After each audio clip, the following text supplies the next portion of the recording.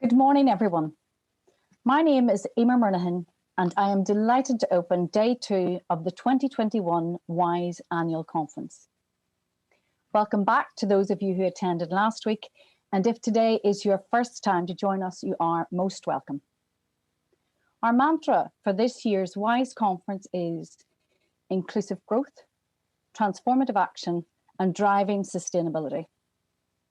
If last week's session focused on inspiring you, then today's event is about action, making progress, whether that's showing you how to get started or encouraging you to ramp up, how to lift your game so that collectively we accelerate change. I thought I should start by giving you a quick recap from last week's event, then share with you a little bit about my personal drive before sending you off to various workshops and to hear from our super lineup of speakers. Next slide, please.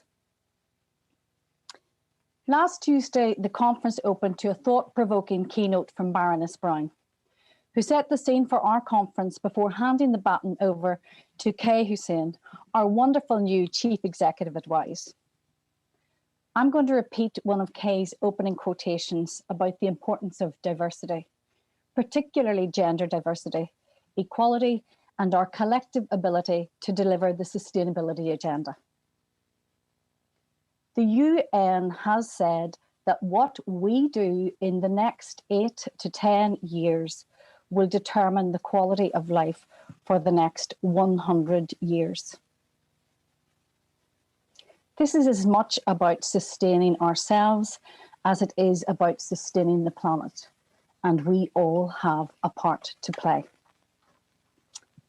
We heard from Tracy Lewis from Catalyze Change, who set up a social enterprise to help empower young women to feel more confident about themselves and their ability to make change happen.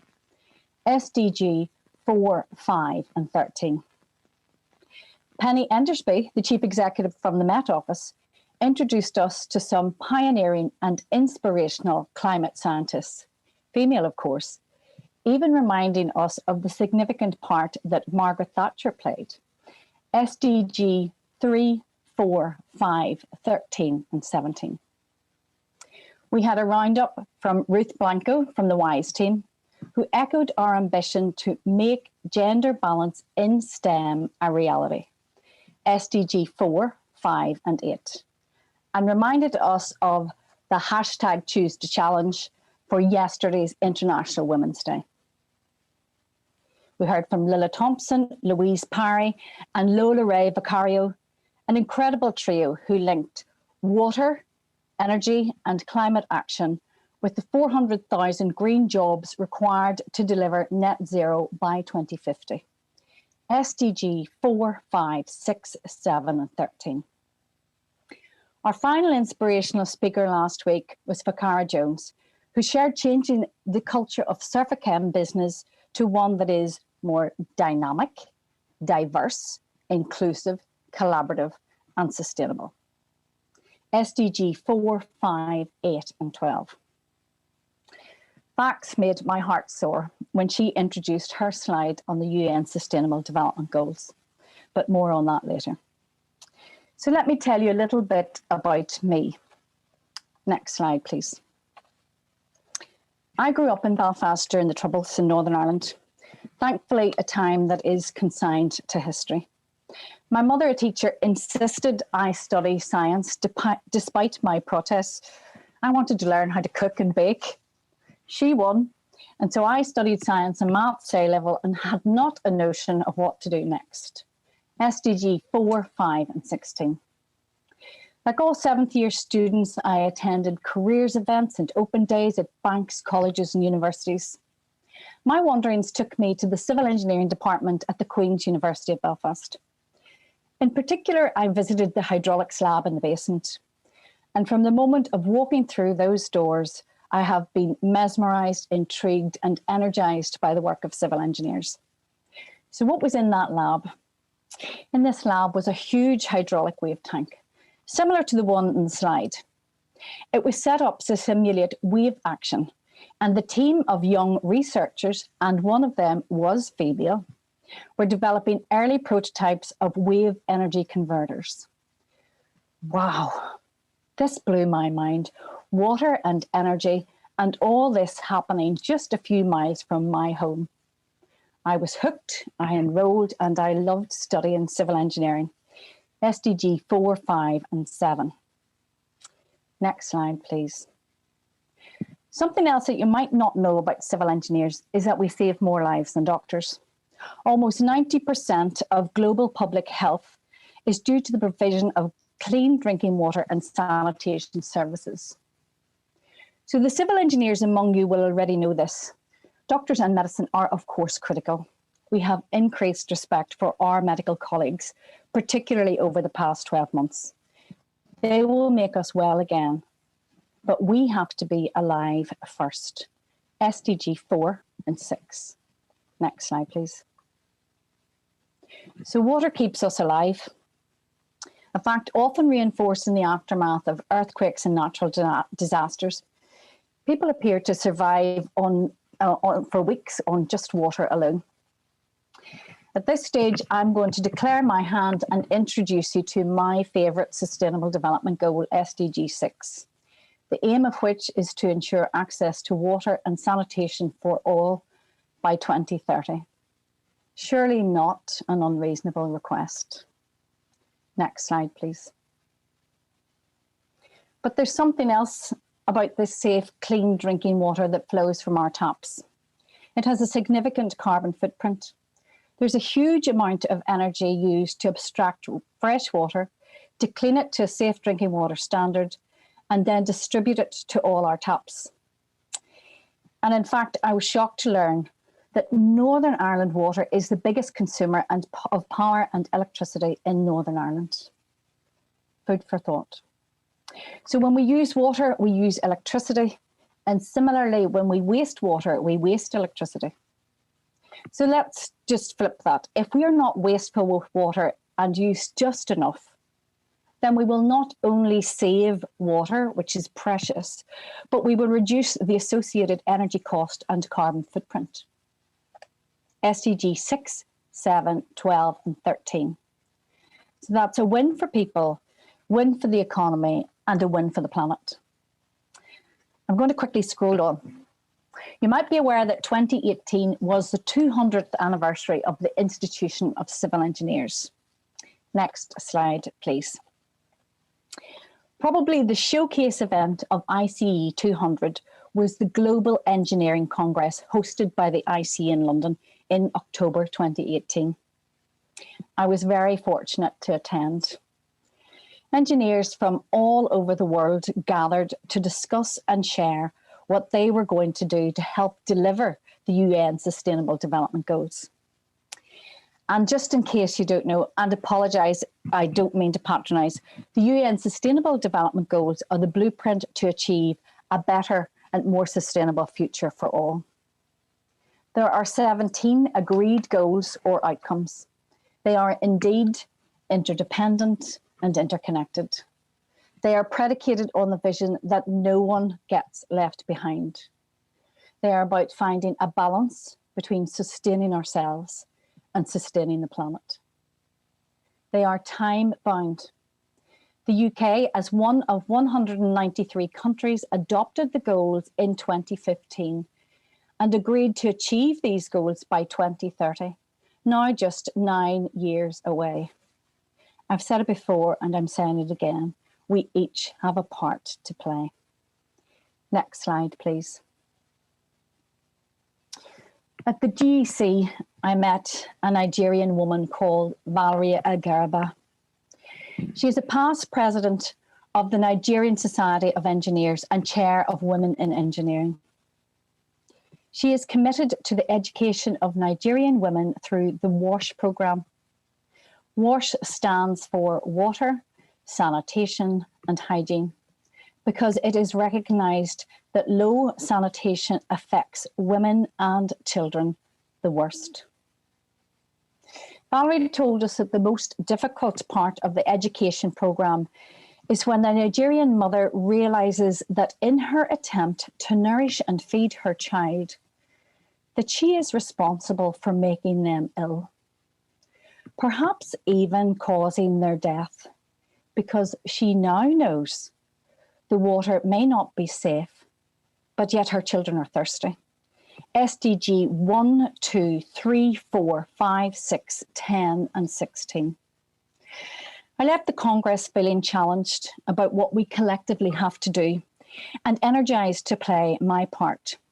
So since then, whenever I get the opportunity to speak, I sneak in the UN SDGs, a bit like today. So you might ask, how are we performing against the UN SDGs? The answer varies and is different for each participating country. Next slide, please. In 2019, the UN published a report on progress against the goals. And the honest answer is that we're not doing enough. We need to build momentum if we are to make a difference. I've included the link to the full report in the slide, so tap into that later. But I've pulled the progress for SDG 4, inclusive and equitable quality education, SDG 5, gender equality, and of course, SDG 6, clean water and sanitation. You can read the high-level stats on the screen, but I've picked out this one. 2 out of 5 people worldwide do not have basic hand-washing facilities. I find this incredible, especially when you think of how our government and NHS advice through COVID has been and continues to be hand-washing with soap and water.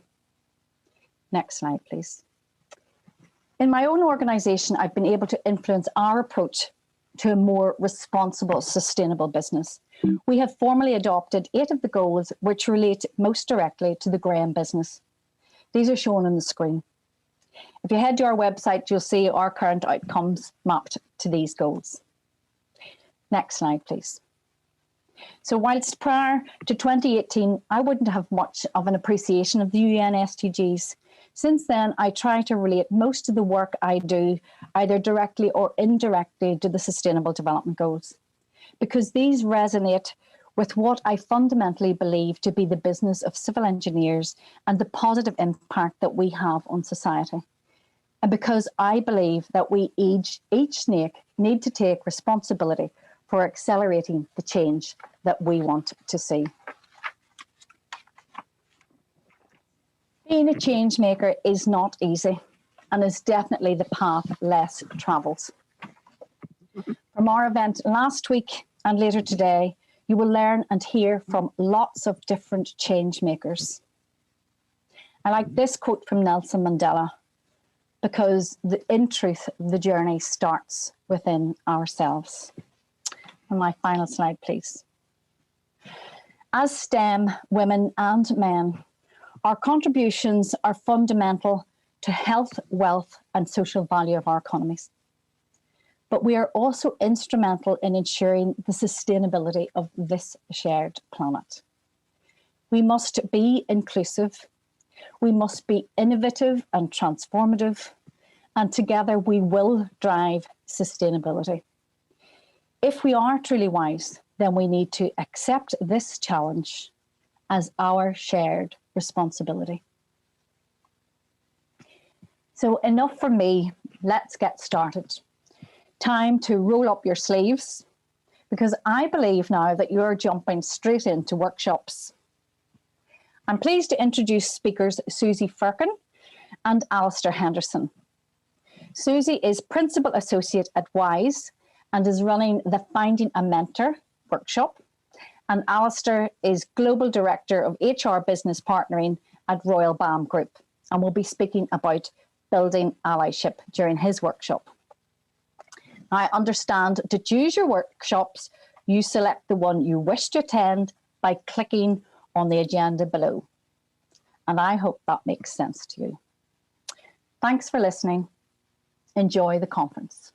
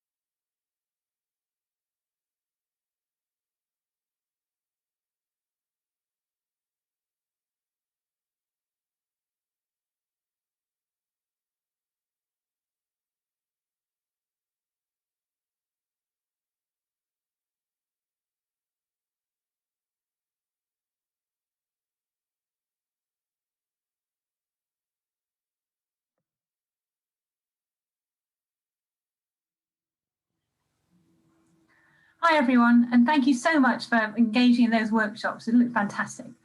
Now today, as you know, is all about action. And so I wanted to take a couple of minutes just to talk to you about a few projects that Wise has got on at the moment that you can get involved in. I was in the workshop just then with Susie about mentoring, and I just want to share with you, and for those of you who weren't there, we've got a fantastic mentoring program with Network Rail. This is really aimed at mid-career women who might have experience in things like project management, who want to learn if those skills and how those skills can be transferable across industries. Excuse me. If you look at our website, then you can apply there, and I think it's open for about another 10 days, so please do get involved. Another thing you've heard about today is how key technology is to the future of our planet and to STEM. But unfortunately, we know that the number of women working in tech roles at the moment is only around 17%, and we really want to change that. So what we're doing at the moment as Wise is we're doing some tech research, and we'd love every one of you to join in if you work in a tech role, in no matter which industry or company, male, female, or any gender. Please do fill in the survey on our website. It should take about 15 to 20 minutes. We also heard about how we really want to ignite the spark in young people for a passion for STEM. I know many of you are role models on our My Skills, My Life platform already, but for those of you who aren't, I really encourage you to get involved. It's a fantastic platform where young girls can go on, fill in a personality quiz to find out about themselves, and then link directly to stories of women who are working in the sort of roles they might never have heard of otherwise. So we need more stories and more role models all the time, so please go on and get involved. For all of these things and many other projects that we're involved in, please do sign up for our Wise newsletter on our website, and we'll keep you updated. Thank you so much for your engagement so far, and now it's time for a coffee break, and then we'll see you back after that for another packed half of the session. Thank you very much.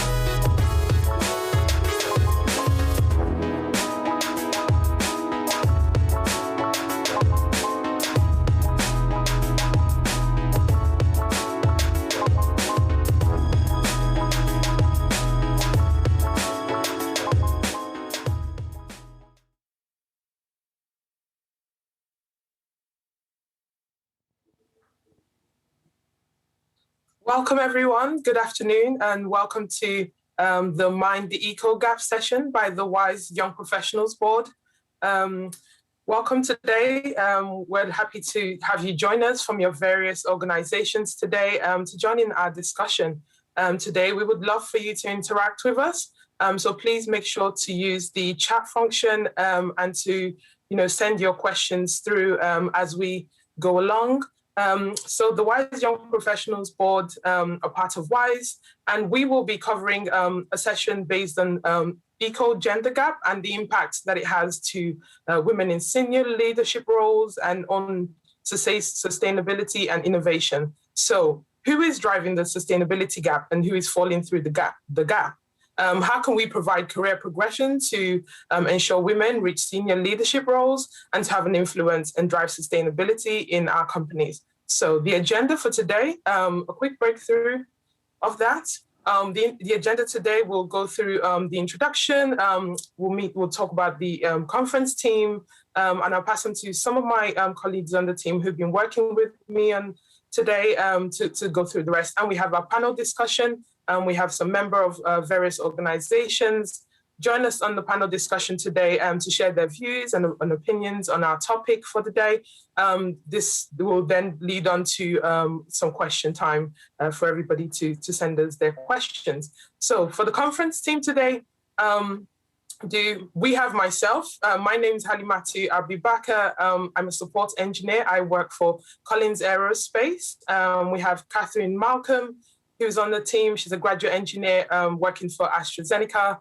We have Madeline Grove, a senior geotechnical engineer working for CGL. And we have Isabel Vernon Avery, a graduate consultant at Arup on the conference team. So we've worked together to be able to put this together for you today. And we really hope you enjoy your session with us today. So the introduction today, we'll have a look at the gender gap. So what is the gender gap and what does it mean for sustainability and innovative change? The WISE YPB would like to again welcome you to join this discussion. Our discussion today will highlight the key areas in sustainability and the disparity in between the roles each gender plays in a more sustainable world.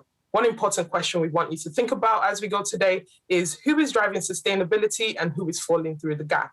Some of the research behind this showed that there is extensive work still being done in this area, and the conference team will talk through this with you, and we'll go through some of the stuff we did when we had a look at research through going across to social media. We were able to use social media platforms to reach out to a wider organization to find out what your thoughts were on sustainability and innovative change. This will then lead on to our discussion with the panelists. So I'll move over to the Word Association, and Catherine will sort of give you some background on the data and what we found so far. Thank you, Halima. Yes, so before the session today, we ran a couple of social media campaigns to kind of gain people's views on the areas we're applying to discuss in our panel discussion today. We posted on our social media channels, which I hope most of you have seen. If not, make sure to follow us on LinkedIn, Instagram, or Twitter.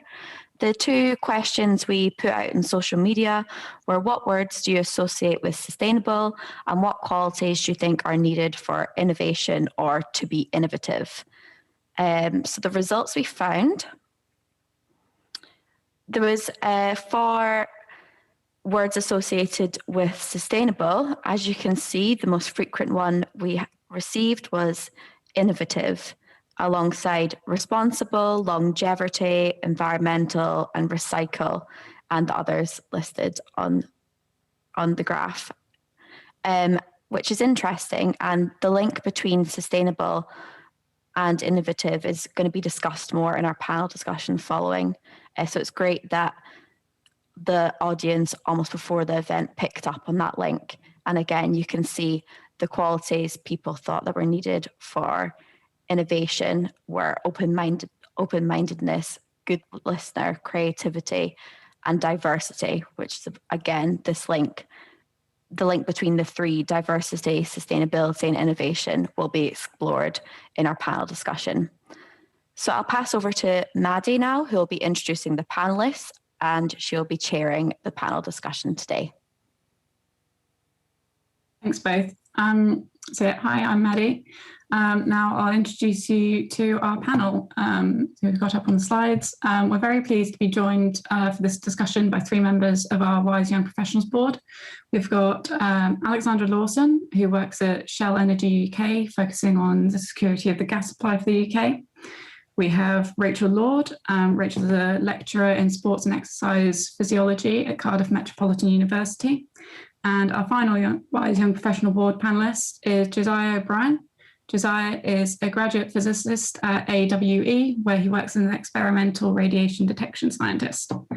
So thanks very much for our Young Professionals Board members for offering to join us. We're also really pleased to be joined today by two external panellists who are both women working in senior and management positions. So it'll be great to hear about their experiences through their career. So first up, we have Vanessa Bello. Vanessa is a contact centre manager overseeing emergency rail replacement works for Arriva Trains UK and manages large teams across several areas in the UK. And finally, we have Dr. Maria Senior-Pina. Maria is a senior climate change consultant based in Arup's Advanced Digital Engineering Group with over 10 years experience working in the climate change field. So thanks very much for everyone joining us. So first of all, as a bit of an introduction on what we're talking about today when we say the eco-gender gap. Studies have found that when companies have a more gender-balanced executive team, more investment is put into environmentally friendly initiatives such as renewable power and low-carbon products. Other studies have found evidence of cognitive links between concepts of greenness and femininity, with many finding that this can lead to men being less likely to choose environmentally friendly products or initiatives. Knowing this, it seems critical for sustainable progress that we make sure that boards and senior teams are gender diverse and that women reach those levels where they can drive large changes in companies. However, unfortunately, we still see that women are underrepresented in those positions. They often start off in their career and then fall through a gap where they don't reach the more senior management positions. With this in mind, as a society, we're likely to be losing out on much needed sustainable change and innovation. As Catherine said, our word association result. I'd like to invite all the panelists, if it's okay, to turn on their videos now, and we can move on to a gallery view, hopefully.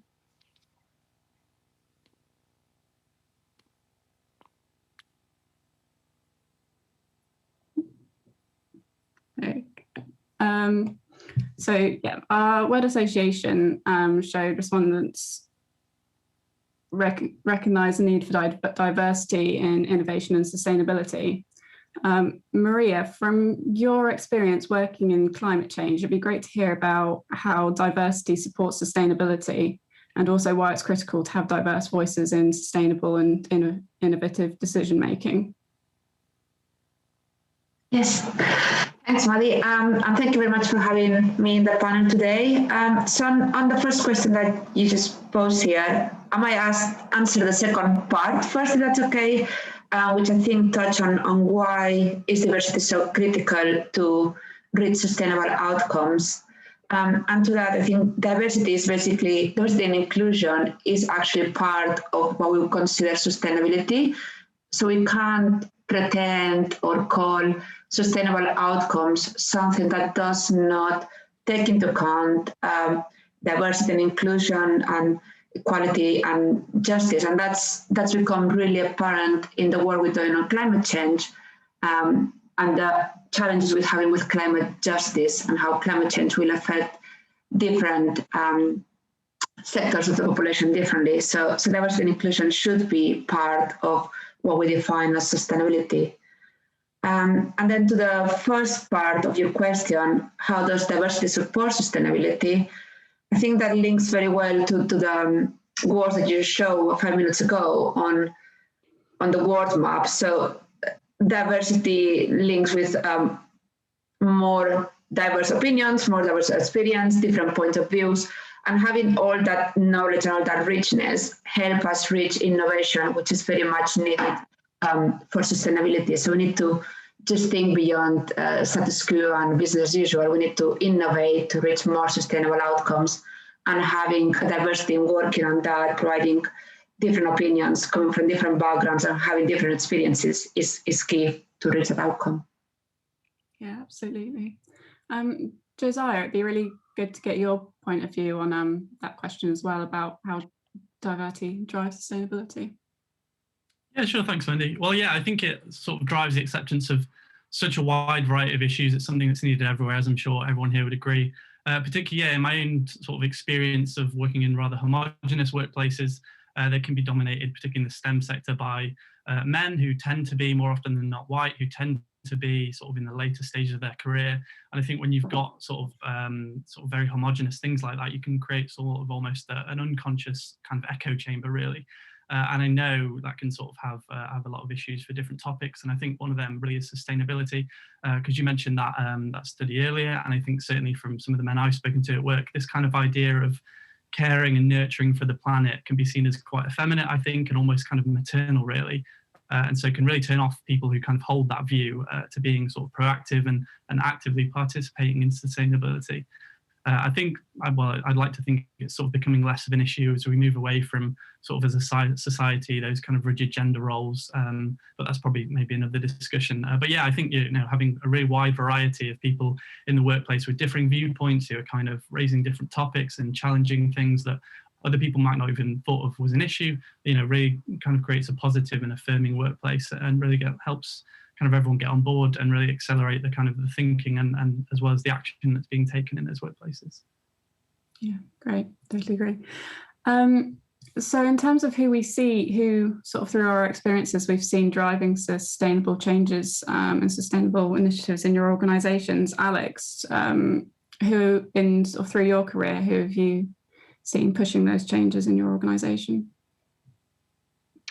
Yeah, so I think in my experience, certainly within the energy sector, I don't so much see an eco-gender gap. I more see what I would say is an age gap in terms of those who are interested in some of those more sustainable initiatives.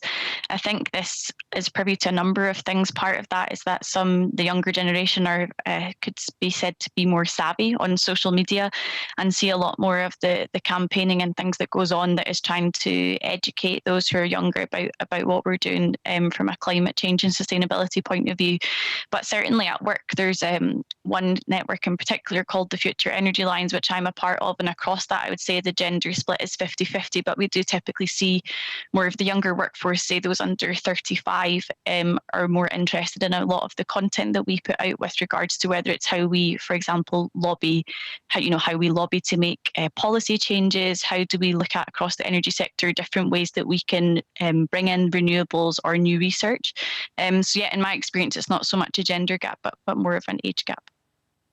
Yeah, it's really interesting that you said that, because I know the Association of Consulting Engineers have said that companies will really need to prove that they are taking actions on sustainability to actually attract younger talent. And so I think it's a really important point for companies to make sure that they don't just talk and they actually take the actions that they say they will. Rachel, you work in academia, so it'd be really interesting to sort of know your thoughts on how it works in your field. Yeah, absolutely. So I think I probably work in an organisation that's a little bit the exception to the rule. So our Vice Chancellor is female, and a lot of our senior management positions are either gender balanced or even skewed a little bit kind of female dominant, which I think is quite unusual, definitely in my sector of higher education, but probably across lots of different sectors as well.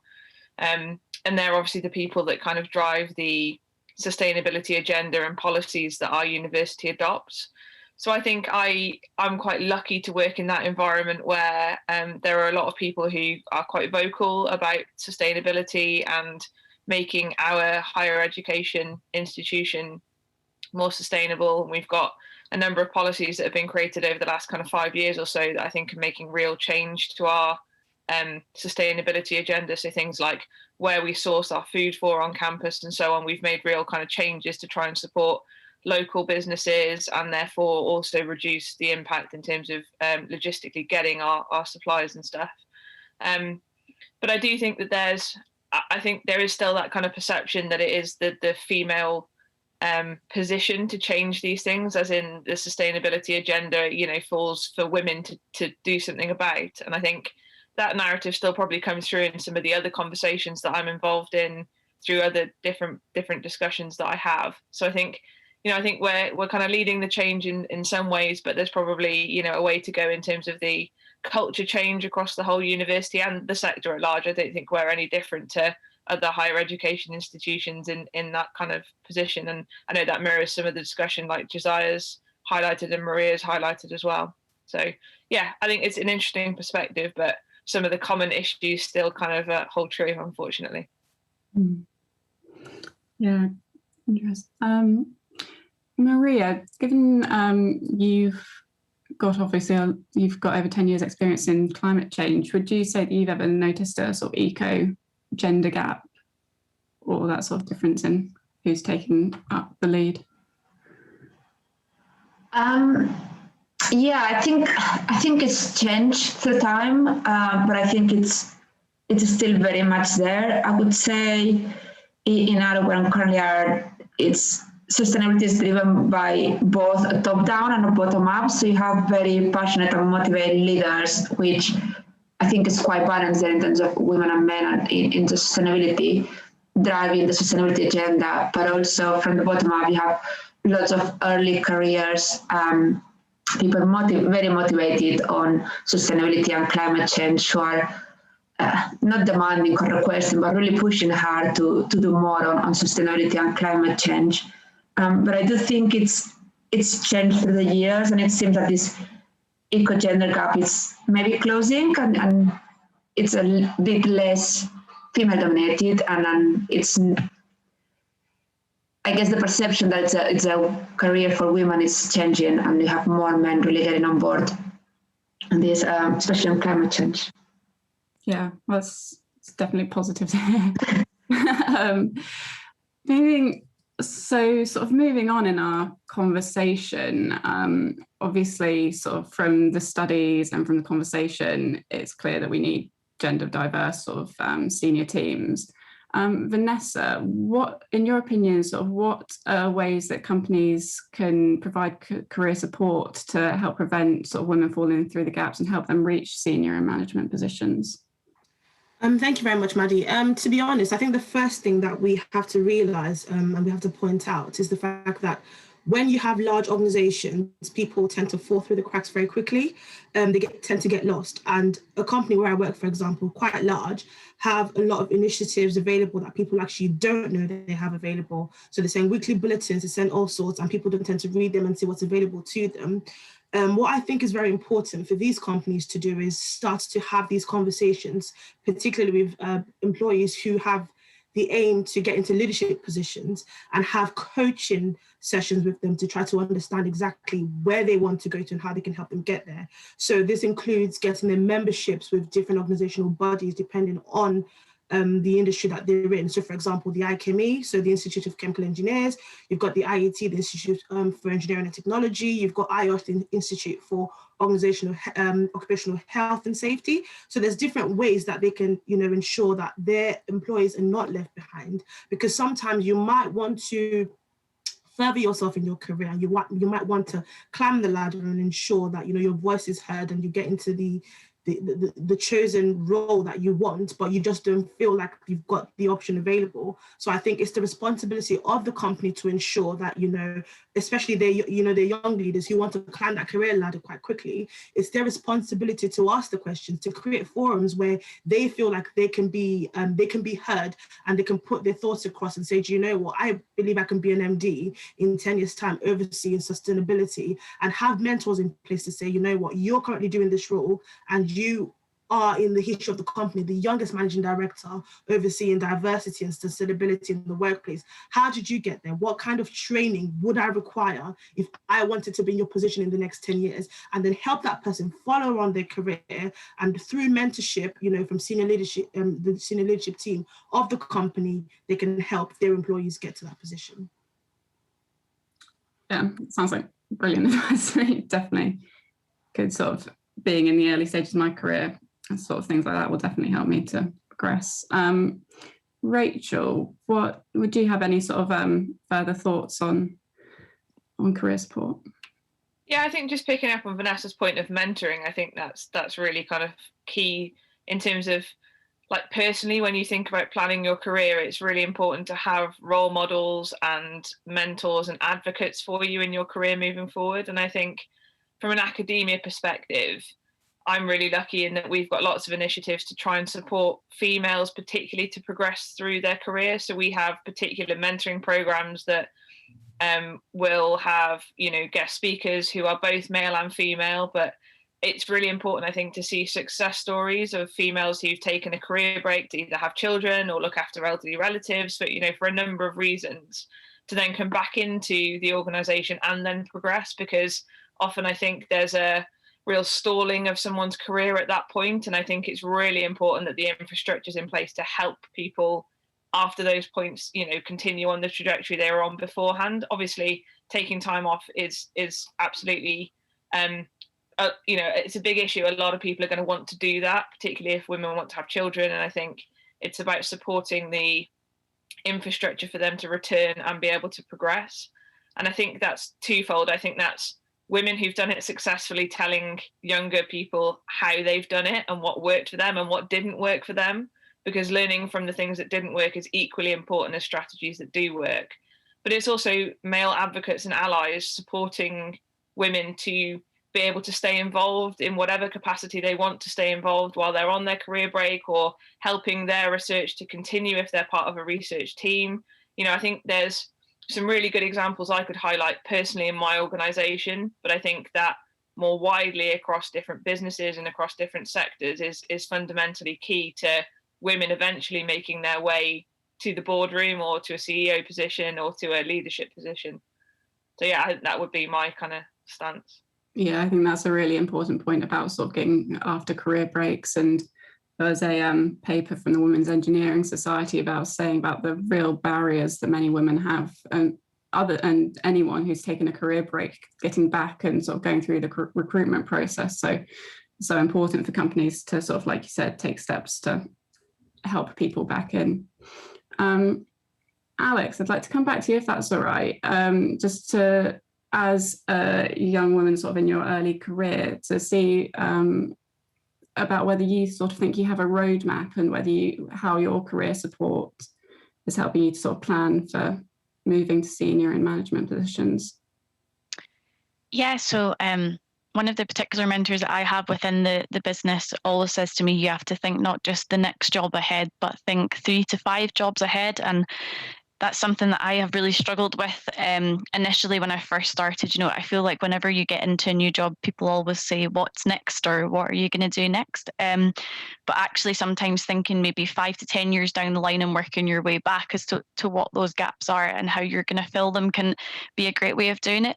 And I have been really fortunate to be supported throughout my career by multiple different mentors, be that internally to Shell or some other personal mentors that I've picked up through internships with other organisations.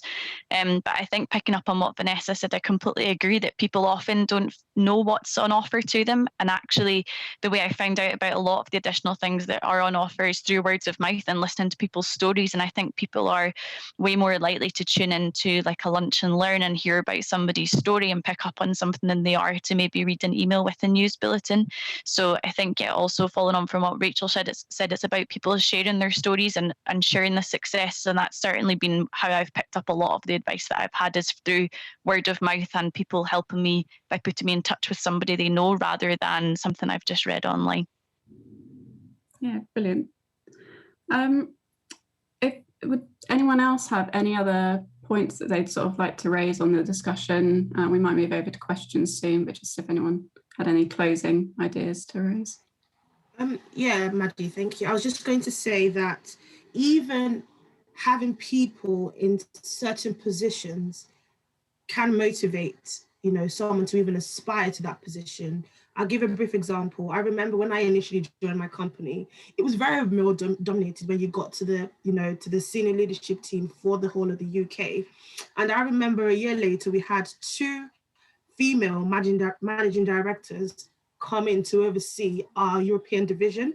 And I couldn't tell you how much that motivated me, because I almost saw myself, you know, where I would be in 10 years, and thought, actually, you know what, it's actually doable. As you know, as a young, you know, young senior manager under 30, I thought, actually, this could be me in 10 years time. You know, I didn't think, yeah, this is another, you know, male dominated industry where I would just maybe get to a certain point and then I'd probably have to move on if I wanted to progress. I could see myself. And between then and now, you know, we slowly have more women coming into senior leadership roles across the business. And it's, you know, it's very motivational for a young woman to come into the industry and to go into an interview or to go into a board meeting and see someone just like her, you know, similar in age, or, you know, from similar industry, and go, that could be me in 5 years, because it's now feasible. I see it's possible. There's no barriers stopping me from getting here, because through some channel, this woman has managed to come in to this business in this leadership position, and this could be me in, you know, a couple of years time. And then you also have someone to relate to ask, how did you get there? What advice do you have for me if I want to get here, you know, in the next couple of years as well? Yeah, it's such a good point. On so many of the studies that said that sort of women not seeing themselves in those senior positions is one of the largest barriers to women progressing. So that's a really important point. Thanks so much, everyone, for that conversation. It was really interesting. We're going to move on to some questions. So the first one that we've got through for Maria, as a woman working in the sustainability space, what are the core learnings that you've taken, best ways you see to encourage the next generation?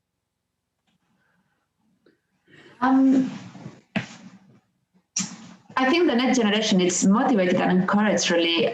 We've seen with the climate emergency, the biodiversity emergency, that the young generation really gets the need for a more sustainable world. And I guess what we need to make sure is that, as we were talking earlier, we thrive on this inclusion and diversity, and listen to different voices to promote this, bringing this into our work.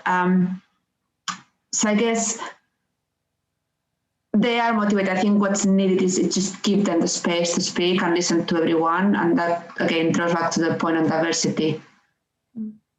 Yeah, brilliant. That's great. Thanks, Maria. We've got a next question in for anyone who fancies answering. How can I make changes myself as someone in my early career to support closing the gender eco gap? Can I answer that, Maddie? Absolutely. I was in that position about 3 years ago, and the advice I would give to whoever asked that question is venture out, you know, be bold. Don't wait for the opportunities to come to you.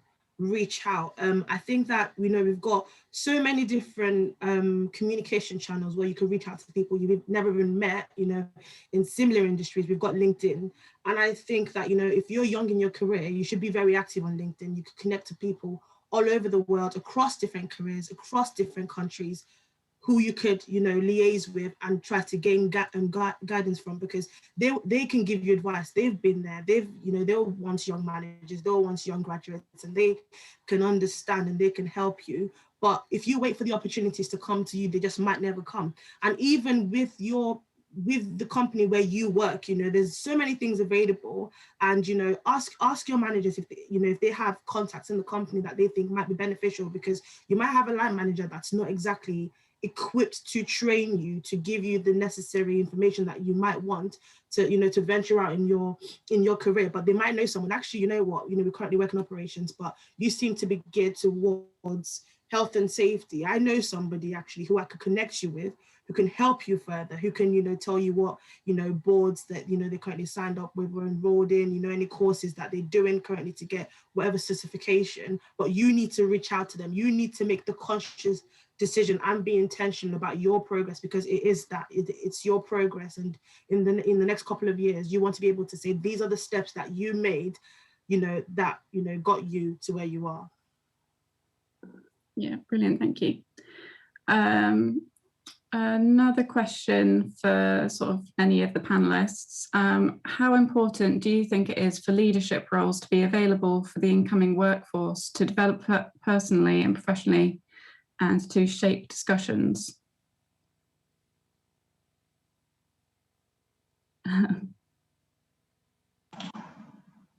Maybe I was just going to ask Maddie to repeat the question. Sorry, yeah, I realised it was a bit of a wordy one. So how important do you think it is for leadership roles to be available for the incoming workforce so they can develop personally, professionally, and to shape discussions? Maybe I could get us started and then someone else might chip in to some initial thoughts. I think it's important, and I think what we've seen that was where we are now is a combined effort where your leadership is a mix of early careers and senior members working together to drive sustainability or in what I'm thinking of now, climate services. So it's really this working together between early careers and senior position as a leadership team, not necessarily a young leader and a senior leader, but just a leadership team that includes both early careers and someone in their more progressed career. Can I add something, Maddie? Yeah, of course. Yeah. I think there's this misconception that leadership has to mean experience in your career, as in, I think actually the best leadership teams are a combination of really experienced people and then opinions all the way across the spectrum of, you know, really early career, mid-career, senior career, because we offer different opinions. As you progress through your career, you kind of feel yourself not moving stance necessarily, but kind of changing and developing perceptions. And I think you approach things differently as you progress, as you become more comfortable in your career, as you start to see progression happening for yourself. And I think it's about how we make that pipeline happen for the early career researchers to be able to succeed through their career progression. So we've got on our committees in the university, we have like deliberate representation across all career stages, and even we have our students represent themselves on our committees because, you know, ultimately we're educating them, so we don't have the right to say what they want ultimately. And I think that for me is really important. If we're going to see, you know, a step change in the way we approach things, it's going to have to be a diverse collective opinion, and I think that's a really good place to start building that network. Yeah, brilliant. Thanks both for the answers on that one. Another one, what's the single most positive thing that your company has done to make you feel like you belong? Again, it's for anyone, but maybe Alex, if you've got any thoughts on that one. Don't know if it's so much as feeling like I belong as such, but I do we do a lot of STEM outreach work, and we have a program in particular called Girls in Energy, where we have girls complete almost like an additional course as part of their third and fourth year at school, and they are exposed to a range of different things. And as part of that, we take them, for example, to the heliport in Aberdeen, and we show them what it's like to put on your survival suit to go offshore. They come and do a week's work experience, and they do a lot of different activities that they wouldn't have otherwise gotten. And it's a girls only learning environment for them to do it. And at the end of their time, they come back and they present to us. They come back as speakers again at future events. And there's one in particular that sticks with me, where this young girl stood up and she said that before she did Girls in Energy, she never would have considered a career in the oil and gas industry. And now she was going to study civil engineering with the hope to go into work in decommissioning. And when you hear stuff like that, you are really proud to work for a company who are passionate about encouraging the next generation and trying to show people who wouldn't have otherwise had the opportunity to see what a career in the energy industry and what that STEM path could look like for them. So yeah, I'm a big advocate of things like that. It makes you really passionate for the company that you work for. Yeah, that does sound brilliant. We've got a question that maybe Josiah, it'd be good to get your thoughts on, of how can I help women in the workplace? Quite a broad one. Yeah, a very broad one. I'd say if you didn't just watch the Ally workshop, then to go and get the recording of that. But yeah, it is just sort of showing up and being an additional voice, not sort of looking to speak, I guess, for women, but just sort of using your power in whatever position you happen to be in to sort of make people aware of issues and continue to sort of, I guess, promote ways to increase visibility for people. Thanks. I think we've got time for one last question. What tips can you give for stepping outside your comfort zone and working up confidence? Which I think is quite an interesting one. Wise have done some research on get women sort of struggling to get into more innovative careers and sort of taking lateral career steps. So if anyone has any particular thoughts, Rachel? Yep, sure. I'll go first, short and sharp from me. Somebody once said to me, growth only happens when you're out of your comfort zone. So I think you can only expect to make significant change and drive forward in your career if you are stepping out of your comfort zone and doing something that really challenges you to make that next step. Thanks very much. If anyone else has got some short answers, we've got a minute or two left and then we'll move over to Halima. Maybe another short one for me. I think I completely agree with what Rachel just mentioned, and acknowledge that's actually a really difficult thing to do, and maybe even more for women. I don't know if I'm generalizing too much, but just stepping out of your comfort zone and having that confidence to do so, it's something we probably all really need to work on. So yeah, something that's needed, challenging, but should be done. That's great. If everyone's happy, I'll pass over to Halima just to close up the session and say thanks to everyone. Fantastic. Thank you so much, Maddie, and our panelists today for your inputs into our panel discussion. It was fantastic to hear the views from everyone. Really, really interesting idea and a really, really interesting topic. Mind the eco gap. And we are so pleased to have you join us today. So thank you very much for that. Thank you everyone for joining us today, for joining the conference session today. Please share your questions with us on social media, where we'll be there to answer. The young professionals team will be there to answer as well. We're also on LinkedIn, so please share any more questions you have around this particular topic. A part of doing this conference is to encourage everyone to take the lessons from this conference and the different key things that have been mentioned, really back to your organizations to feedback and give inputs into how change can be done in regards to sustainability, and encouraging more women and young people in inclusion and for to have a sustainable workforce. As we look onwards now from this year, in the background of the pandemic, we encourage everyone to really put in the work, really to make sure that we're upholding the values of inclusivity and gender inclusion within our workplace. There is still so much work to be done, and we know that as people who have joined us today, we've definitely taken out so many points from our panelists in regards to the different various aspects that they've spoken about. So thank you very much to everyone today. And we thank you for joining us for the WISE Young Professionals Board session. We look forward to connecting with everyone on social media. So please keep in touch with us. And that's everything. Thank you.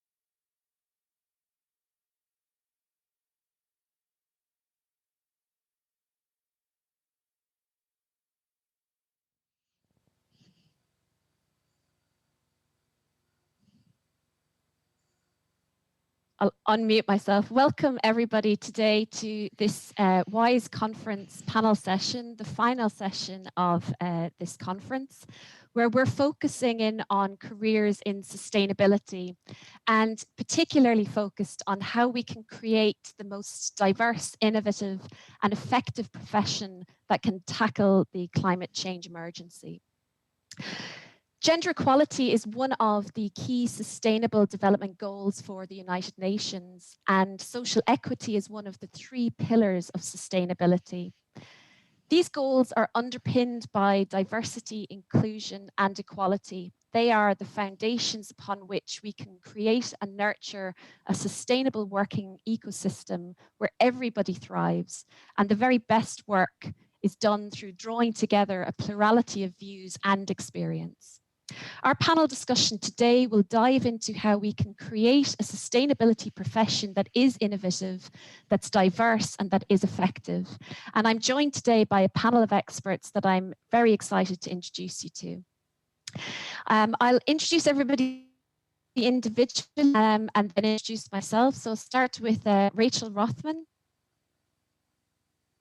Hello, I'm Rachel Rothman. I'm the co-director of the Grantham Centre for Sustainable Futures at the University of Sheffield, and I also lead our university's sustainability work from the academic side.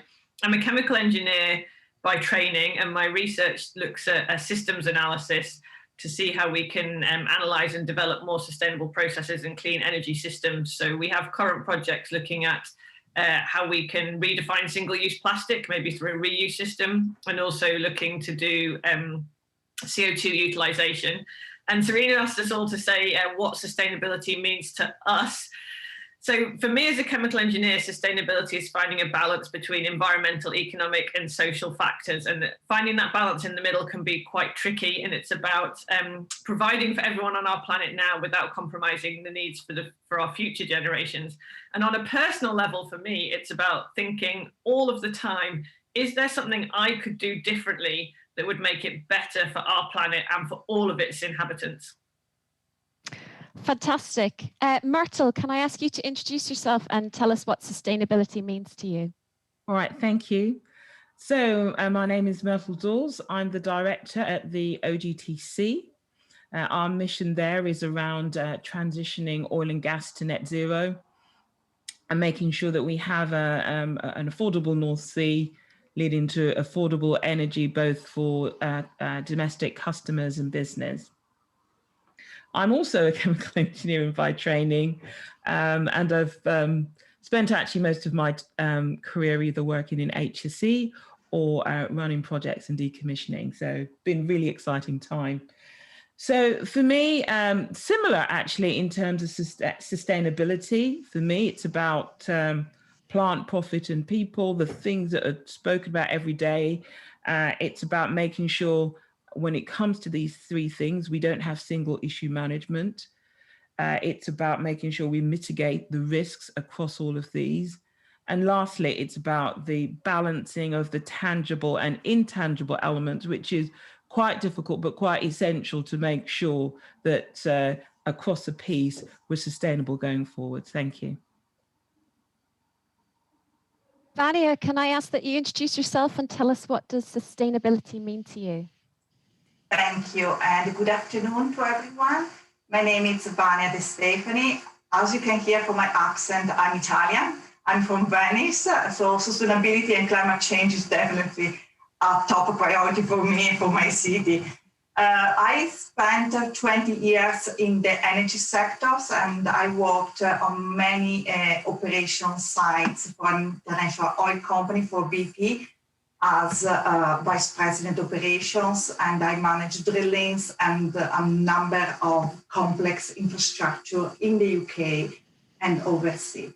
What sustainability has been for me, apart of course the climate change challenge, it's innovations and technology. For me, sustainability brings a great opportunity to implement innovations and technology on the way we work, on the way we run our operations, our plants, and to shift the way we can actually operate the plant for tomorrow.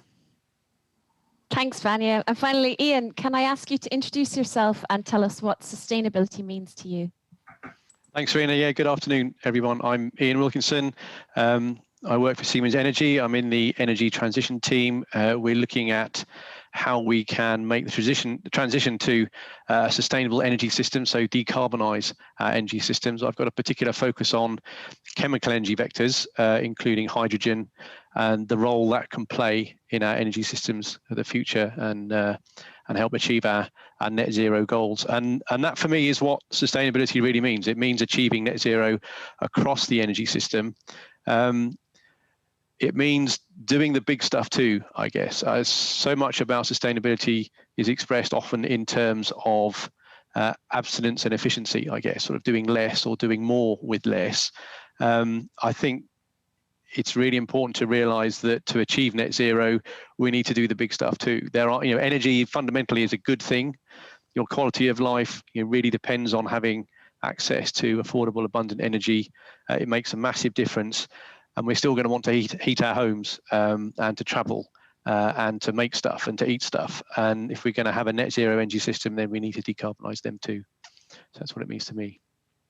Thank you, Serena. Fantastic. Thanks, everybody. Well, my name is Serena Kaur, and I'm a professor at the Department of Chemical Engineering and Biological Engineering and Material Science and Engineering at the University of Sheffield.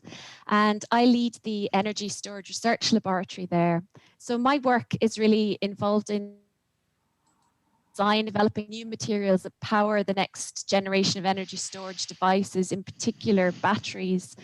Lithium-ion batteries in particular revolutionized the portable electronics industry and are now finding greater applicability in large-scale storage and in the electrification of transport, and arguably trying to develop energy storage systems which iron out the inherent peaks and troughs that are associated with renewables is one of the biggest challenges that we're facing at the moment. So my sort of interest in sustainability really is in when one is trying to achieve a zero carbon future, as Ian's pointed out, this requires new materials that are going to allow for cheaper or lighter batteries that are going to meet the requirements that people need them for. But any of those new technologies also need to address demands of flexibility, of affordability, of low carbon and sustainability. And of course, considering implications that implementing any new technology has on individuals and their communities. Doing that sort of thing requires a huge amount of collaboration. And I'm very fortunate to work as part of the Faraday Institution, which is my lovely background here, which is the UK's Institution for Energy Storage Research in the UK, working on developing the next generation of batteries. So with all the introductions, I just wanted to make sure that I reiterate to everybody who's joined us today that there is a question and answer function available. The panel welcome questions from anybody. I have a series of questions I'll kick off with, but as people are typing questions in, I'll draw those into the discussion that we're having. So the first question I wanted to ask our panel today was, what are your thoughts on the diversity of sustainability professions today? And I wonder if I could ask Ian to kick us off on that. Yeah, sure. Thanks, Serena. There are a couple of points I wanted to make about diversity in sustainability, and the first is how diverse the profession is, and then the second is what sustainability means as a career. I think thinking to my own experience working within the company, as an example, our head of sustainability is a woman, and my experience of sustainability is that the gender balance is actually pretty good. If I come back to the point I made in the introduction, though, that achieving net zero and sustainability fundamentally requires us to get the big stuff right too, really decarbonize across the whole energy system, then sustainability suddenly becomes actually quite a massive profession. It broadens out into almost all aspects of engineering and indeed beyond. And there I think perhaps we're doing less well. So if I look at my experience and my career within R&D engineering is my background, then the diversity in engineering is, we've got a lot further to go. It's still very much dominated by men. You do see women coming through, but it's a tough nut to crack, and it it seems to start very young. I mean, I'm a father of 3. I've got 2 sons and a daughter, and my daughter already, you can see the differences between the way she approaches some of her attitudes to the topics at school, and how she's around, and talks to her brothers and so on. So within sustainability, I think diversity is pretty well represented, but the definition of sustainability needs to broaden out to include much more of the science and engineering topics that we'll need to solve this problem. But there, I think we've got more of a way to go. Thank you, Serena. Absolutely. I think if I can draw Rachel into this as a person working in academia, how do you feel diversity is represented in sustainability professions in academia?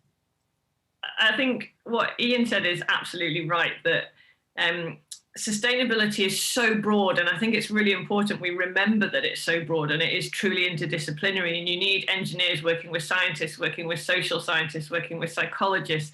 The whole spectrum is really important, and the diversity within each of those specialities is very different. And so if you look across the board, the diversity of our students within subjects related to sustainability is vast. But if you look at individual pockets, it can be quite different. And I think this is one of the reasons that education for sustainable development is so important. And we pledged that we'll include it in all of our students' courses within the next few years. And I think that's vital to get people understanding and working together on sustainability. If I look just at engineering, even within engineering, there's a huge range of proportions of females. For example, in chemical engineering, our students are approximately a third female, whereas if you look at some of the other engineering disciplines, it's much less. And as Ian said, almost all engineering is related to sustainability. Every kind of engineering design we do, we should be thinking about, is this a sustainable design? How can we make this design more sustainable? So it comes into it. Within the profession, going from student, maybe staying in academia and going into research, we're now at 19% female professors in our faculty, which is slightly higher than the average, but still way lower than you'd hope it to be. And I think that pipeline of getting people from school through university and into profession, it's just very slow, and it's taking a long time to move diversity, increasing in diversity through that pipeline. And showcasing role models and what people can be is so important in that, because the more people who see someone and hear someone's stories and say, that's what I want to be, or I'd really like to be that role going forwards. When I was 20 years ago, for example, there were hardly any females that I could see in engineering that I could aspire to be like. And I hope that's changing now so that we can help speed that pipeline up. Absolutely. I think your point on visible role models is really well made. And this came up in one of the earlier panel discussions, which was sort of crying out for visible role models. So I think this is a theme that's sort of becoming more apparent. And I think there had been some additional discussions, and I think the previous panel sessions have been recorded. So anybody who's joining us today, if you haven't seen some of the other discussions on role models, please do take a look at some of the pre-recorded panel discussions. Okay, if we're thinking about a plurality and diversity in sustainability professions today, how do we ensure that the plurality of views and experience are actually influencing big decisions? And I suppose as an add-on, what should best practice in decision making look like? I wonder, Myrtle, could I ask that question to you? All right, thank you. So I think that we have been working steadily towards where the traditional decision makers are sitting, which is normally at the top of the companies. The statistics tell us, of course, that it's not very diverse there. So obviously, we don't always get that kind of mix that we're after. But what I'd say is, the programs that I've seen about increasing diversity at each level. There's a lot of programs. I mean, they are in action. Whether or not they're delivering at the pace required, I suppose, is one of the things. But perhaps one of the important things for me is making sure that the decisions being taken involve those who should be taking that decision. So for me, that means that we need to go beyond the leadership team to make a decision.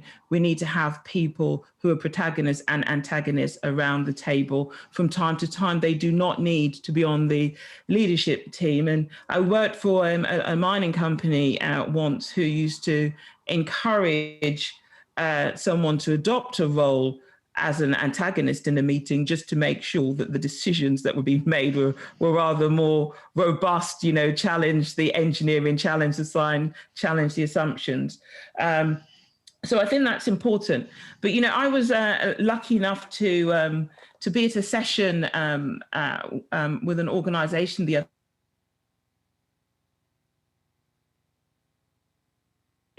And for them, time would really mean lives, and they were one of the very big food companies. And one of the things they decided is that they needed to move so fast, and the decision making had to be so robust that they couldn't have next steps. They just have to have decisions at each meeting. And so they extended those meetings for everyone required to actually make that decision. And I think if they were able to capture that and push that forward, we would see that we had the right decision makers around the table. Thanks. I think the point about COVID and the implications COVID will have, I think this is something that we're going to have to be very flexible about when it comes to decision-making processes. It's a really excellent point. I wonder, Vanya, can I draw you in on plurality of views in ensuring that decision-making is diverse? Absolutely, thanks. This is something I'm very, very passionate about. There are everyday big decisions being made, both in the public sector and in the private sector. So it's a little bit the first question to ask ourselves, what are the big decisions? Sometimes what we think is a small decision is actually a big decision. So first of all, is a recognition about what is the context that we are talking about. So let me give you a few examples. In the private sector, in the construction industry or in the manufacturing industry, there are many big decisions, multi-billions decisions, and they need to be made.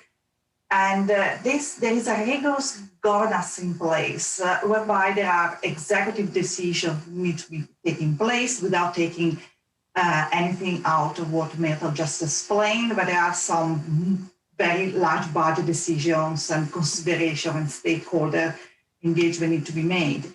And this is one part of the aspect. There is another part of the aspect. It is all the meetings, reviews, and forums that need to take place in order to support the leaders to make the correct decisions. So that second aspect, I will not touch it because Myrtle already explained that everyone needs to be part of that aspect. And we all both have two accountability. One, to listen to the quiet voice in the room, and another very high responsibility is to speak up.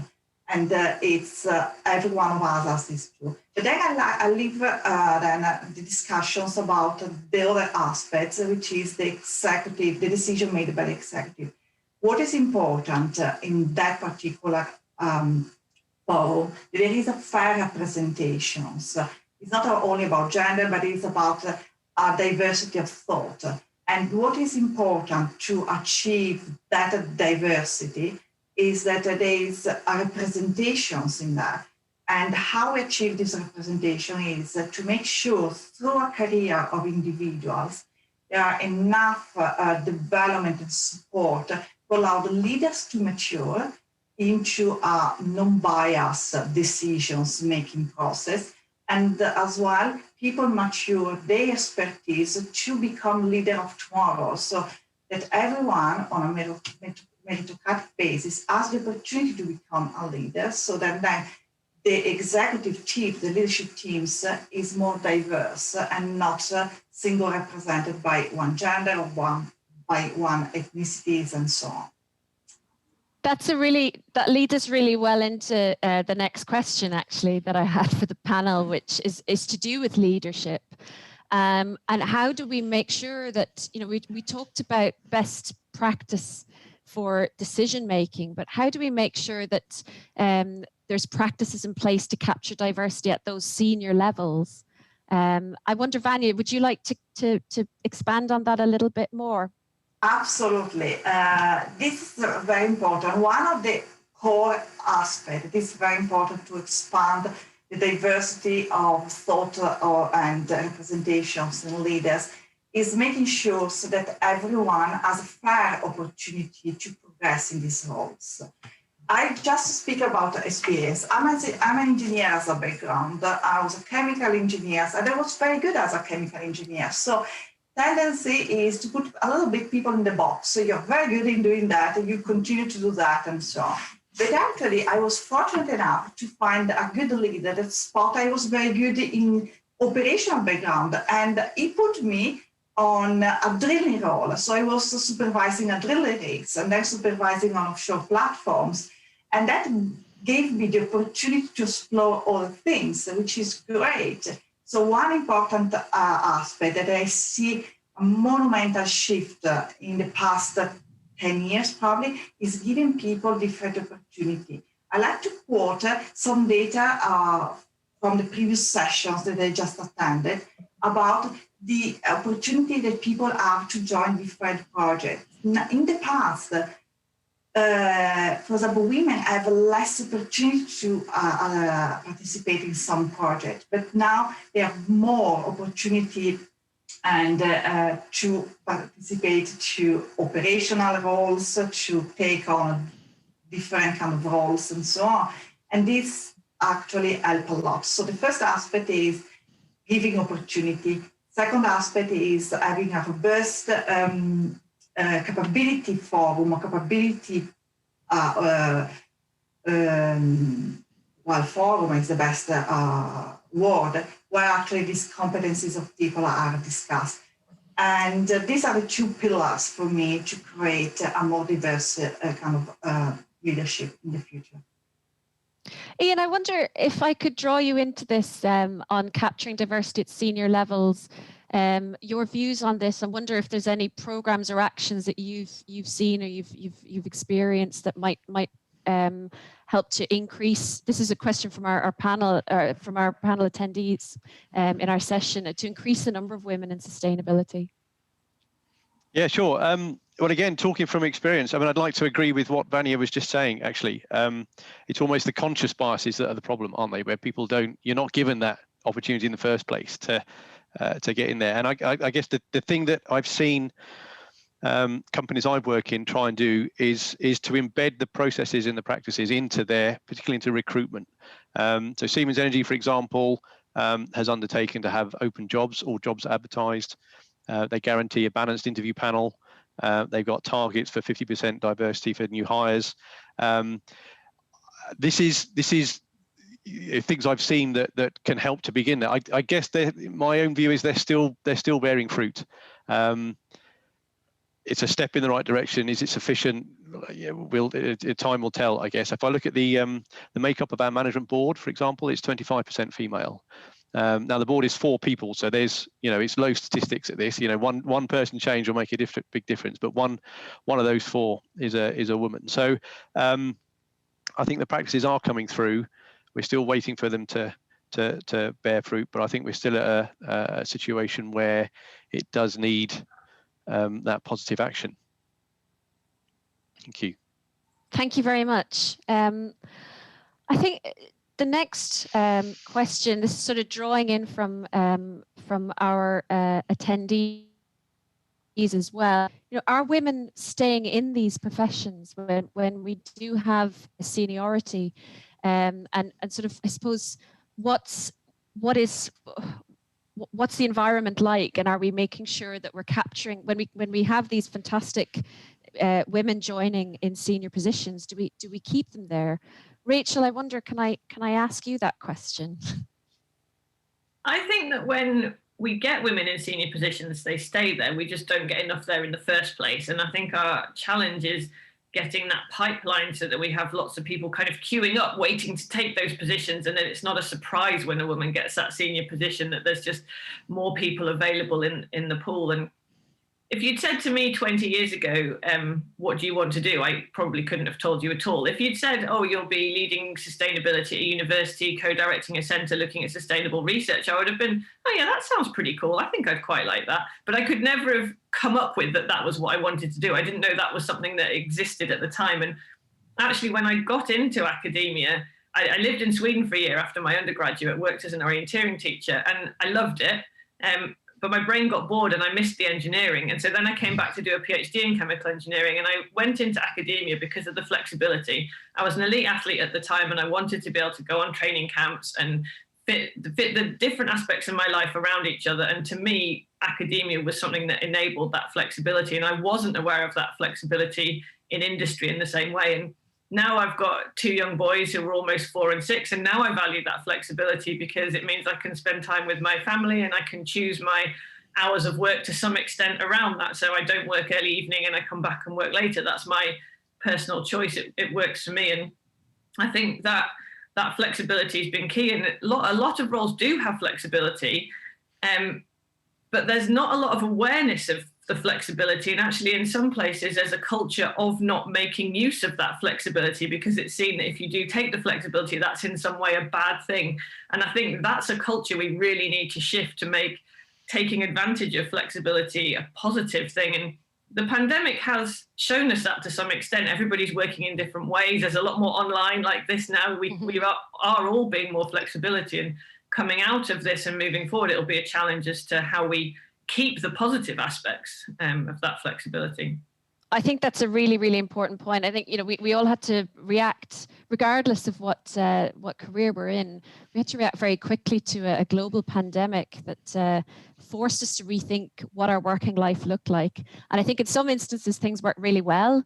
You know, took a bit more work to get there. So I think it's a great positive message there about what can we take from what this new way of working is like that might improve sustainability in terms of career progression. I just wanted to bring Vanya in for a second about, you know, we've talked about flexibility in academia. What about industry? Is there a degree of flexibility there that maybe isn't quite as well, that we're not quite as aware of? Absolutely. I tell you a few examples. When I started my career, I was required to work offshore shift, which is not really friendly for anyone, male or female, or if you have families and so on. Now things have changed dramatically. I ran in the past the West Africa business from UK. So there is remote operation, there is technologies, the way of working changed completely.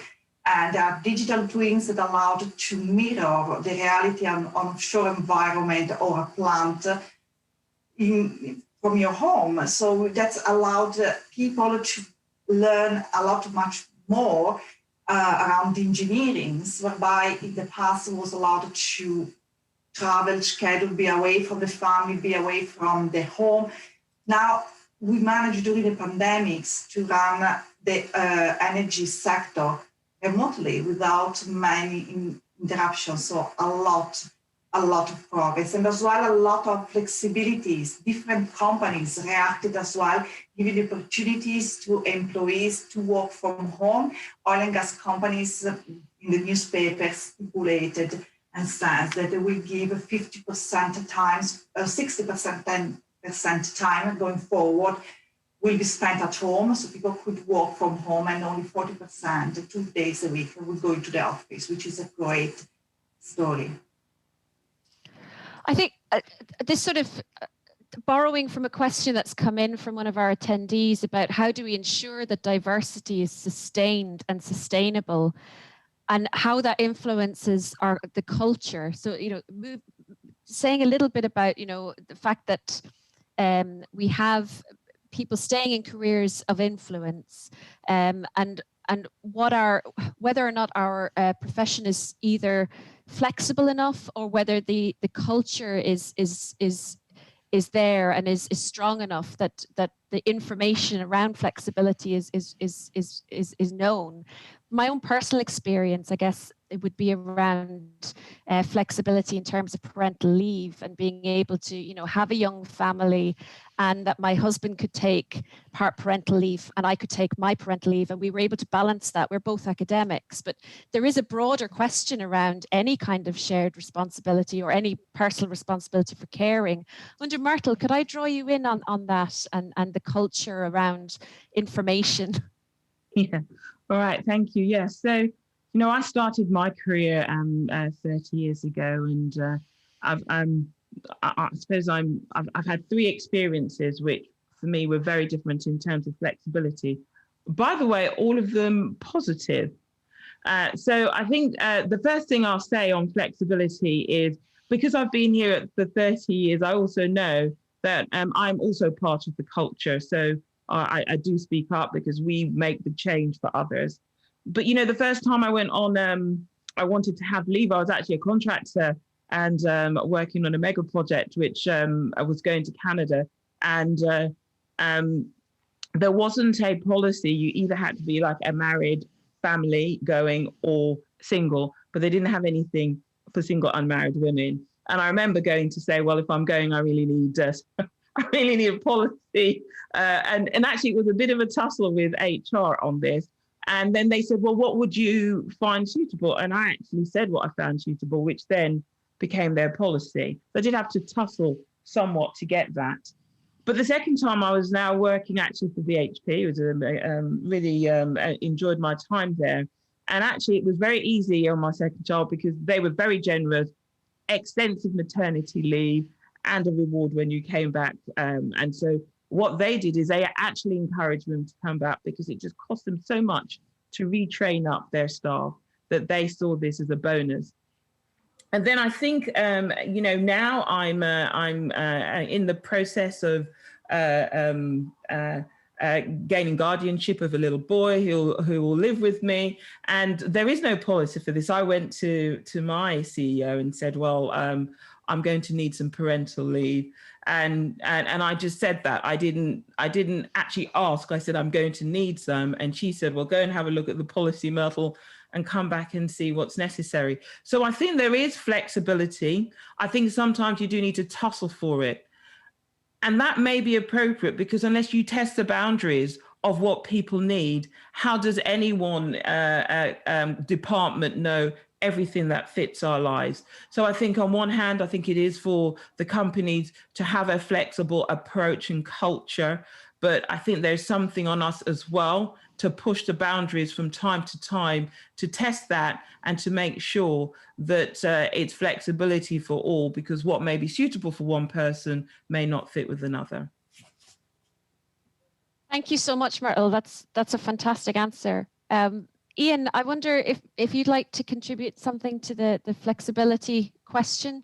Yeah, just to build on what Myrtle was saying, really about in my experience is that often it's this cultural aspect of flexibility, is that often the flexibility that's there isn't fully exploited. And that's, you know, sometimes people aren't aware, sometimes they feel they can't ask, and the culture is such that, you know, you need to be seen to be there, sort of thing. And really, you know, the way to counter that is to go and we're perhaps at a stage right now where you do need to go and grasp it. You know, you need some positive action on your part, and that's how it begins to be changed. Like Myrtle was saying, you know, it's people going out and saying, well, why can't I work this way? I think I can still do my job. It's good for me. It's good for you. You know, let's try it and see. And maybe one of the benefits of the current situation with COVID is that employers have seen that you can work flexibly, and you can still do a good job. So there's cause for optimism, perhaps. I think that's a really good point, that, yeah, flexibility is possible. I remember reading a Guardian report about new parents splitting parental leave, and a male economist saying that as a dad taking parental leave, he got the message that he was doing something a bit weird, like outside the norms. And you think, well, that has to change, because if we're going to make sure that we not just encourage women into sustainable careers, but that there is sustainability in that as well, then that culture has to change. Rachel, do you want to have the last word on this? Sure, yeah. I mean, I totally agree that I think the culture is hugely important. And it's interesting how different the culture is around the globe actually, when I was living in Sweden. I think it's over 400 days of parental leave, and at least 90 have to be taken by each parent, assuming that the two parents are co-parenting, which is quite different to us. And then 2 years ago, I was living in the States, and they get sort of 2 months unpaid leave, and that was all that was available. And you look at the vast range, and it's absolutely extraordinary. And I don't think that helps with the shift in culture, because we are very culturally diverse and everybody brings what they're used to into a place. And so I think telling the stories a bit like we are now is so important to show, look, this is what it can be like. So Myrtle's example of I went and asked for it and this happened is brilliant. And when I took my first maternity leave, I was the first, I think one person in the previous 10 years, maybe even 15 years had been on maternity leave from my department. And they said to me, what do you want? And I was like, I don't know. I've never had a baby before. What do I need when I go on maternity leave for the first time? And actually since then, you know, around the faculty and university, there's networks where you meet people who are going on maternity leave for the first time and you say, oh, ask for this. This was really useful. Or, well, have you thought about this? And actually that kind of shared learning is really important for changing the culture going forwards, I think. I think that speaks to one of the points made by one of our attendees about practical actions that you can take, that universities and industries there are those networks available now that people can share, learn from each other, share best practice. I wanted to ask a question for each of our panel members, and there's a few people on who are attending today's session who sort of asked this question in different ways, but what's the one thing that you think you could do or that we could do to ensure that sustainability professionals represent the society they seek to serve?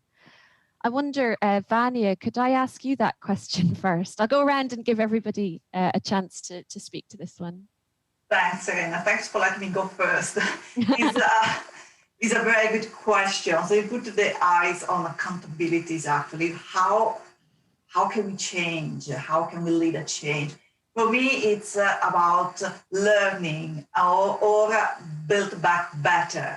So many of the topics we just discussed are not really relevant only to the sustainability sectors, but I think there is a lot of learnings you can take from early profession, from different professions, from engineering, from ops, from many other professions. For me, it's all about learn what we could have done differently in the past and improve and move forward. That's the things that we really should be doing as a society.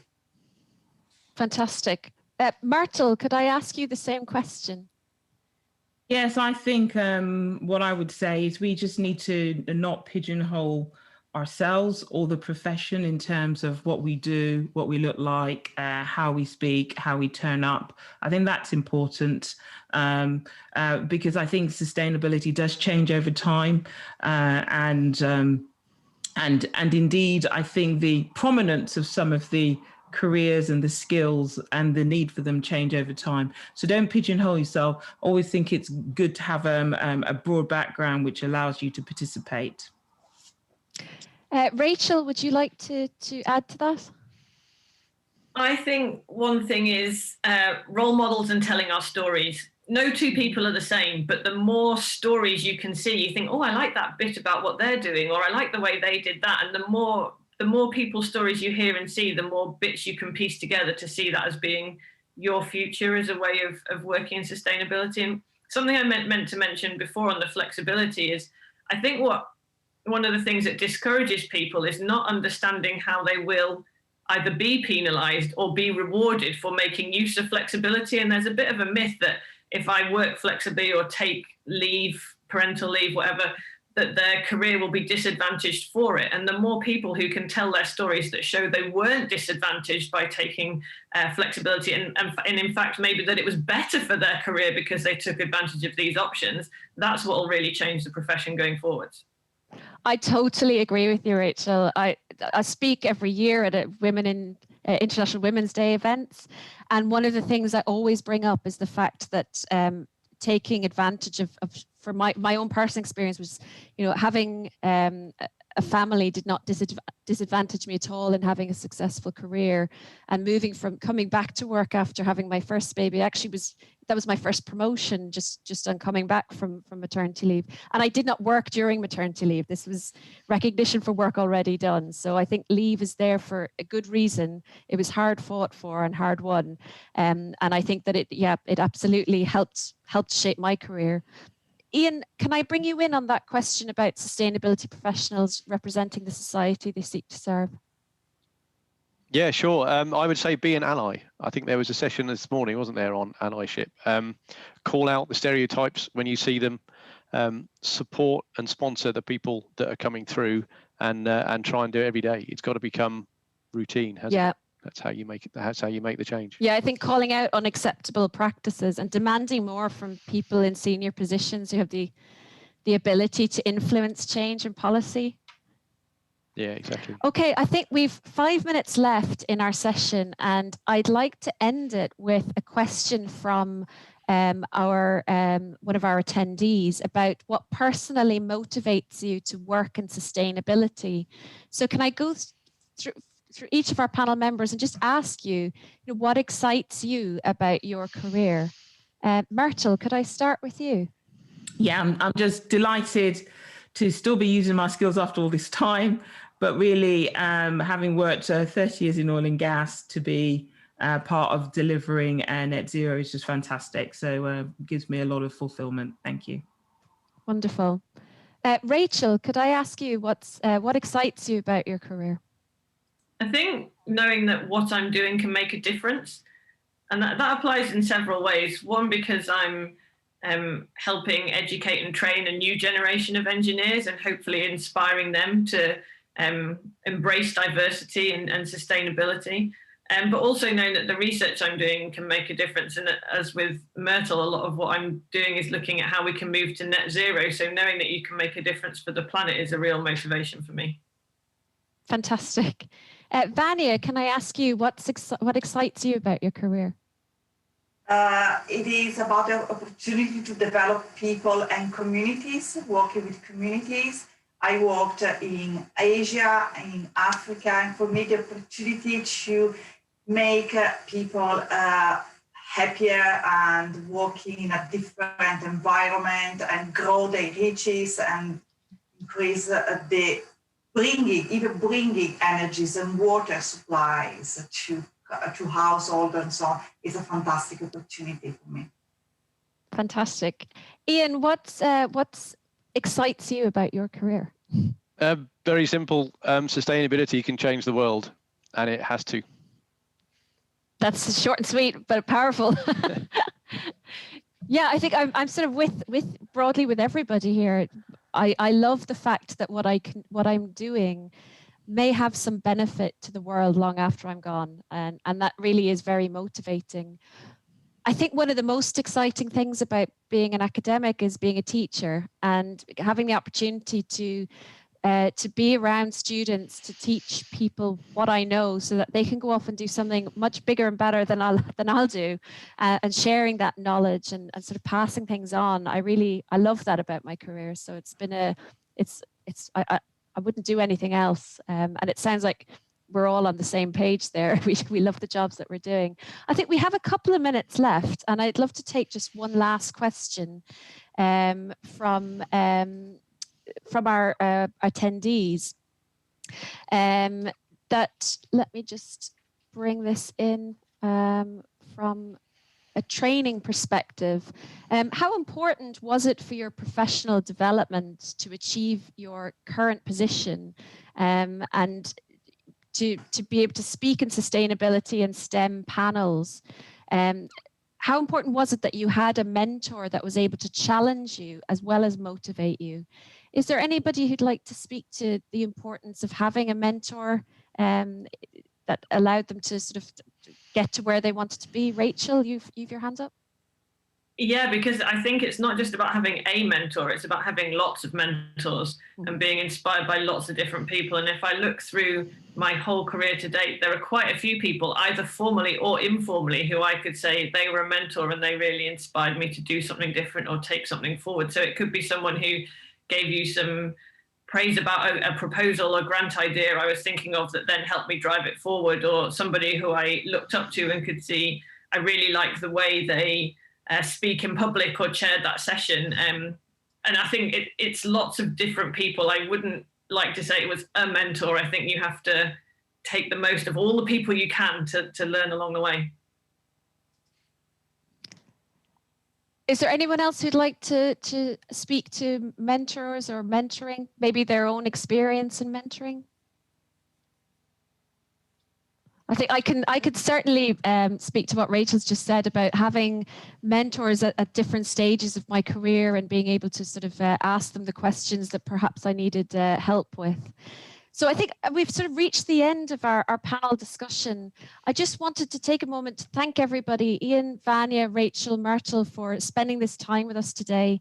It's been fantastic to get your views on careers and sustainability, and also to thank the Faraday Institution and WISE for the opportunity to be with you today. So thank you very much.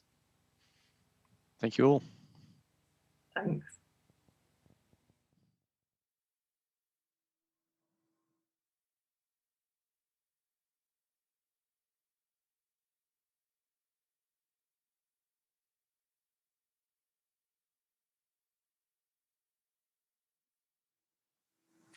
To be sustainable, we must be equal.